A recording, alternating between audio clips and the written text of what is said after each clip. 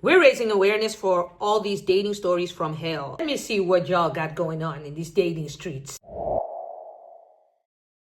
I was told a really disturbing story recently, and it's taken me a little while to be able to put this video together because, yeah, it's quite frightening, but I do feel like it could raise awareness and potentially help someone stay out of danger. So if you use Tinder, this video is for you. So this actually happened to a friend of a friend of a friend. So I don't actually know the person. So if this is you, I do apologise, but I was told this story and I do think that sharing it could potentially help someone. So a lady, she was speaking to a guy on Tinder. They were talking for a couple of weeks. They hadn't FaceTimed, but they were talking on the phone and WhatsApping constantly. They arranged to meet at a bar in London, a bar that he chose. On the day, she said she felt a little bit uneasy, so she decided to ask her best friend to come with her. So her best friend went into the bar first, where she was meeting this guy. Let's call him Adam, and we'll call her Jane. So Jane's friend has gone into the bar about 5 minutes before Jane did. Jane then goes in, going in to meet Adam. So Adam's not there when Jane gets there. Jane's waiting there for about 10 minutes. Her friend is in eyesight at the bar. So she's just waiting at the bar, just making sure everything's okay. Adam then walks in. Now she notices straight away that Adam's pictures had definitely been enhanced. He looked different to the pictures what she'd shown. Now he had a Essex accent. So he sat down, they've had a little chat, they're talking, they're getting on fine. Jane then says, right, I'm just going to pop to the loo, because they were talking about going to another bar. So she gets up, goes to the toilet. Her friend is watching. As her friend watches, she notices Adam put something in to Jane's drink. She then runs towards the toilet to let Jane know. When she told Jane this, Jane said something does feel off. There's something about this person. It's just not sitting right with me. Something's not sitting right. So hold up, boss. You see someone putting something in your best friend's drink, and the only thing that comes to mind while you run to Jane is saying something is off, something is not right. Well, maybe I talk way too early, because you already know me. My blood is just it's just going. But I mean, to me, the whole sentence should be, girl, let's go. But let's move. I might be talking way too soon. So Jane's friend then says, fine, let's leave. They walk towards the exit of the bar. As they're leaving, there is a large van outside with 5 men. They're all looking at the girls, looking at them in a strange way, as if they recognise Jane. All of a sudden, Adam comes running out of the bar towards them. Jane and her friend start to run towards the main road, and Adam starts to shout at them in a different language. They said they're not sure what language it was, but the men that he was with outside, they looked Eastern European.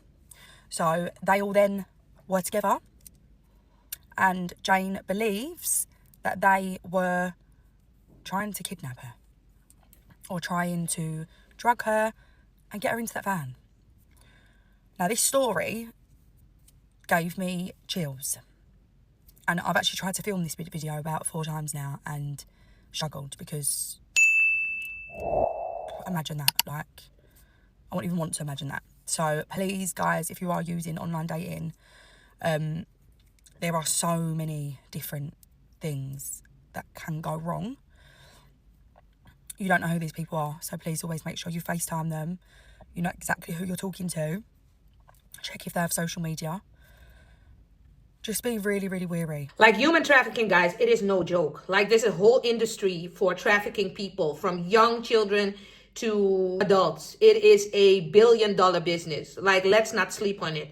And let's be careful about it. Let's be careful. Let's be careful with our loved ones. And let's keep raising awareness, because this is even too big for the police to all just, take care of. So we need to keep our eyes open. The lesson from this today, to me, is travel together. I mean, imagine her not having a friend with her. It is crazy out here. If you haven't learned anything so far, listen to this.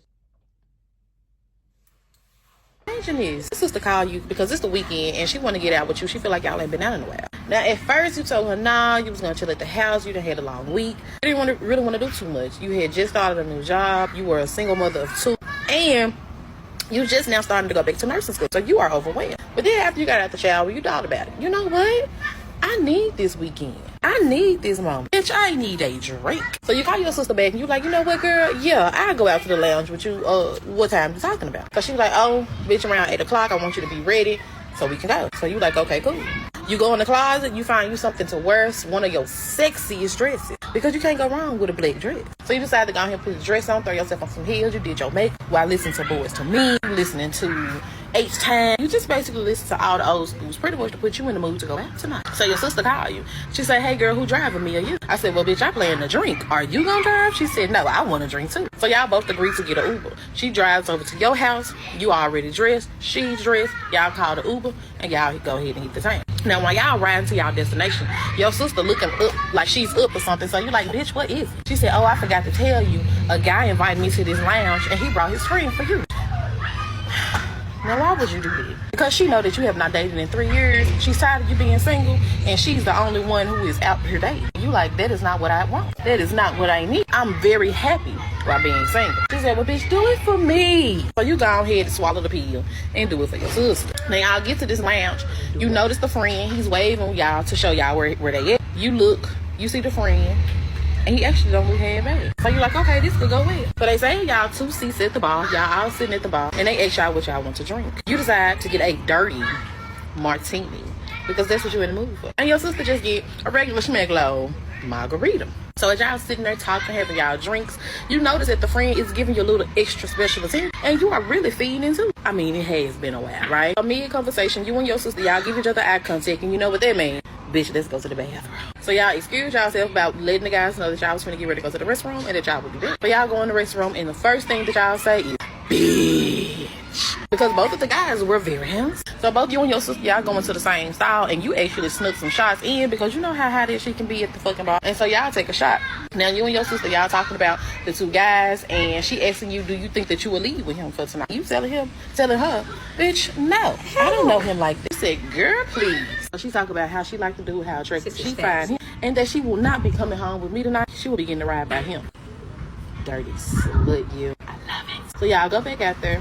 Y'all rejoin them at the bar. Now y'all already feeling the drinks, but then they ask you if you want another one. So how many drinks would it take you to leave with me? Comes on. And you and the friend, y'all lock eyes. So the guys get the bartender attention to get y'all some more drink. When you start noticing a little bit of commotion over there by the entryway, the bouncers were throwing somebody out. Now for a quick 5 to 10 seconds, that definitely had your attention. But then you brought your attention back to your drink. So you started to drink your drink, you and your sister, y'all kikiing, ha-ha, and having a good time. About 5 to 10 minutes in, after drinking the drink, you start to feel a little woo. And you telling your sister, I don't feel right. I think I need to leave. So your sister like, oh girl, you might have had too many drinks. And she asked the bartender for a shot of pickle juice. You take the shot of pickle juice and you wobble over to go to the bathroom because you want to rinse your face with cold water. So your sister follow you into the bathroom asking you if everything is okay. And you're like, no girl, we really need to leave. Because you wasn't feeling well. So y'all go back over to the bar. Your sister tell the 2 guys that y'all are about to go home. Now, one of the guys insisted on taking y'all back to the house so y'all wouldn't have to wait on the Uber. But they did ride together. So y'all get in the car,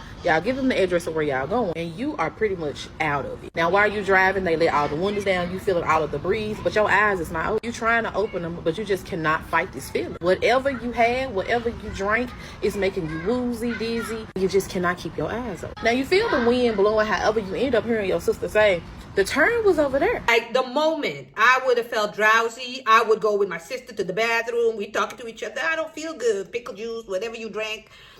That is the moment that you call a family member. You doom, doom, doom, doom, doom. Hello, can you come pick us up? Because something just not feeling right. Something ain't right. You're not leaving the club until that family member comes and pick you up. People are always quick to say, you know, what they would do, what they should have did, what they could have done.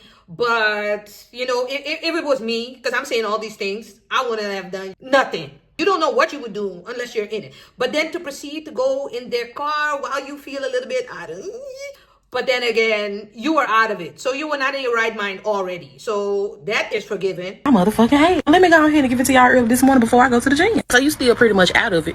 But you hear your sister say, well, there go our exit right there. So you know something is wrong. But you are so dazed and so out of it that you really cannot open up your eyes to see what the fuck is going on. In your mind, you talking to yourself saying, get up, bitch, get up, bitch, get up, bitch. And you try to open up your eyes a little bit. All of a sudden, you hear your sister whisper in your ear. She said, I don't know if you can hear me, but I think something wrong. I don't know if you can hear me, but they missed our turn. She was like, sis, please wake up. Please wake up. And you start feeling sprinkles of water hit your face. So you trying your best to wake up because you are the older sister and you feel like it's your obligation to protect your sister. Because what the fuck is going on? So your sister stick her finger down your throat to make you throw up in their back seat. And that's exactly what happened. She then give you so much water that you end up waking up just enough to see that they are driving in the wrong direction. So you look over to her, you like, what's going on? You okay? She said, I think that they put something in our drink. The only thing is, you went and finished your drink. I didn't drink mine. Sister was not a big drinker. You conscious enough to say, where are we? Where are we going? What the fuck is y'all doing? What's going on? And you hear them talking amongst themselves, but they ignoring y'all in the back seat. So you look over to your sister and you was like, bitch, we gotta figure out a way to get up out of here. So your sister like, I've been trying to think,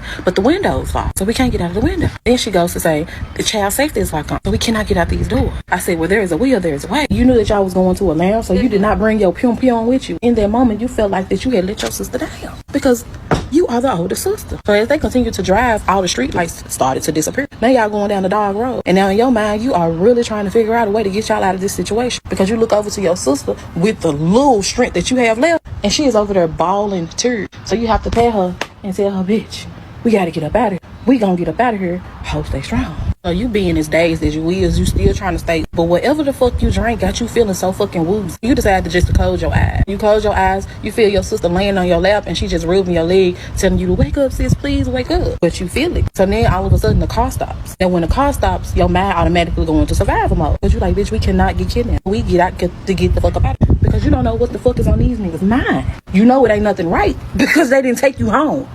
You got to think fast. So you wasn't able to bring your pum in the club, but you remember that you always keep a pocket knife underneath your boob. So you lean down and tell your sister, when they open the door, we gonna stab him and we gonna run.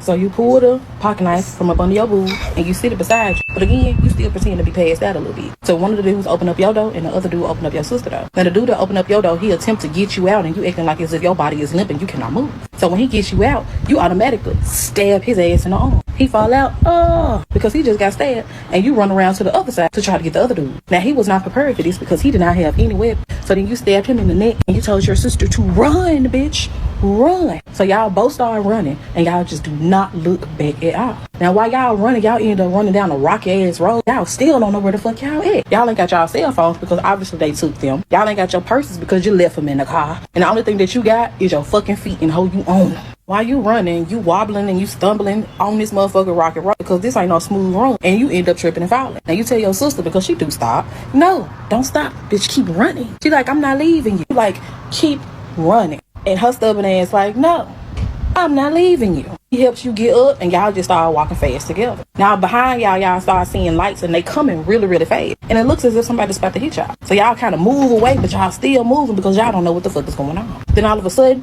Mac, somebody didn't hit y'all with a fucking car. You and your sister end up waking up in an unfamiliar home, sitting on a dirty ass motherfucking mattress, with y'all hands tied behind y'all fucking back. So then both of y'all looking at each other like, what the fuck did we get into? Thing is, you and your sister, y'all was really close to each other. I was able to comfort each other and talk to each other. Then all of a sudden, the door opens to the room. It was the dude that you stabbed in the arm. Now the room that y'all was in, it had a window in there. And it honestly looked like an apartment that was probably connected to other places. So you proceed to ask him, like, where are we? What the fuck? Why is you doing this? Why is you doing it? He just politely closed the door and ignored you. So now you and your sister just in the room looking at each other, trying to find a way out. So you and your sister, y'all still up in this room, sitting on a twin-size bed, and the motherfucker is pissed. The mattress is dirty as hell, and you like, oh my God, bitch, I just want to go home. Now, it is a window in the room. The window is not boarded up, and you can hear people talking outside. So you knew you wasn't in a rural area, and you had to be somewhere in the city. So you tell your sister, bitch, we finna get the fuck up out of here. And she like, we don't know how many people outside this door. The only person we saw was the dude who she was trying to hook me up with, a fucking psycho. So y'all sitting in the room and y'all do hear people talk, more than one person. So y'all count the voices. Y'all count at least 3 voices. One of them sound foreign and the other 2 sounded black. But then you hear people walking outside. So you and your motherfucking sister start screaming to the top of y'all lungs, help! help. Help. The fuck they thought. So that one of them immediately come in the room, mask up from the nose down, and proceed to try to put some tape on your motherfucking mouth. So what did y'all do? Start kicking. Because who? With effort and help, they were able to successfully get the tape on y'all mouth. And your sister is sitting there panicking, and you like, basically telling her, wet the tape up. Yes, so y'all wet the tape up, and it slides off y'all mouth. Y'all decide to turn back to back and help each other get up out of the rope successfully. Now you thinking, you don't know what time it is, but you know that you got Find My fucking iPhone. And you share your location with your sister. You share your location with your cousin. You share your location with your mama. And you also share your location with your little brother. Eventually, somebody's gonna come looking for y'all. Now technically, you don't know where your phone is, but you hoping that he got it on him some way or another. Now, the door end up coming open, and you and your sister put y'all back against the backboard or the headboard as if y'all still tied up. Two of them came in the room, and they automatically noticed that y'all didn't have the duct tape on y'all. One of them blurts out and say, "You killed my friend. You killed my friend. You stabbed my friend in the neck." The only thing that you can think to say was, "I was trying to get away. Why the fuck is y'all doing this shit anyway?" So they proceed to walk over there to try to put duct tape back on y'all mouth, but you and your sister, y'all already got y'all fucking hands free. So y'all decide to fight. So both of y'all start kicking them, fighting, punching, throwing shit to the wall, just basically trying to get the fuck up there. And y'all was able to actually break free. Y'all made it to the front door and ran down a little bit and automatically started seeing Memphis Police Department. When y'all saw Memphis Police Department, y'all automatically ran to one of the officers, and he asked you your name. So you tell him both you and your sister's name, and he said, "We've been looking for you. We knew that you was over here in this vicinity because somebody called and said that y'all didn't return home from a bar or wherever y'all went. And they tracked y'all location here." So you like, "Oh my God, yes, that's us." So they proceed to walk y'all to the cop car, and it was a few of them, and they put y'all in the back seat. One of them get in the driver's seat and start asking y'all questions about the night and what happened. So y'all start explaining, telling them what happened. Now while y'all are in the car with one of them, it's a few other officers that end up rushing to the apartment to try to see what was going on. You start seeing the guys run out of the apartment in different directions, and they putting the police on a foot chase. But that ain't none of your business. Why? Because bitch, you're free. So y'all proceed to drive out of the apartments because now they're finna take y'all to the police station. And you see that they were hiding you, or you were in the Stonebrook apartments. A few months later, you end up seeing that the Stonebrook apartments actually trafficking children. And you thank God that you and your sister was able to get free, because who knows where the fuck y'all would be. Came home, hugged the shit out of your kid, and you ain't been out since. Because bitch, now you are traumatized. You are traumatized, girl. These ladies are such strong ladies for enduring this and making it out alive. I'm telling you. So I really realized that it's a lot of talk, but once you're in it, I would have been with a friend or with a sister. We wouldn't have made it just because of me. Like, these sisters were on it, waking up and seeing that we are driving in the wrong direction, seeing that we're not going the way that we thought them to go. I would have died right there. My heart can't take this stress, this amount of horror. I feel like I can't take it. I'm a scaredy cat like that. I don't care how nice you think these guys look, how gorgeous, how sweet, especially not on the first date. You don't get in with them. Now, you know what the crazy thing and the scary thing about this is? This could have happened on the second, third, or fourth date. While you were there, he cooking for you. Let me cook for you. Let me make you something nice. I watch way too many true crime. You know how this goes. So it's kind of like a Russian roulette. Like, you never know. Trust your instincts and to go with that gut feeling. Like, that's your ultimate red flag detector. We're not playing in 2025. Like, these stories are crazy. Have you ever been through something like this before? Have you ever heard a story like this before? Not on true crime, but just in real life. What is one lesson that you've learned looking at these dating stories from hell? Put it in the comments for us, so we can, converse with each other and just have a discussion about this. And hopefully people can learn from this. Make sure you hit a like, a subscribe for your girl, and make sure you hit that notification bell so you can keep on track with all these videos I'm about to drop. See you in the next one. Thank you. Bye.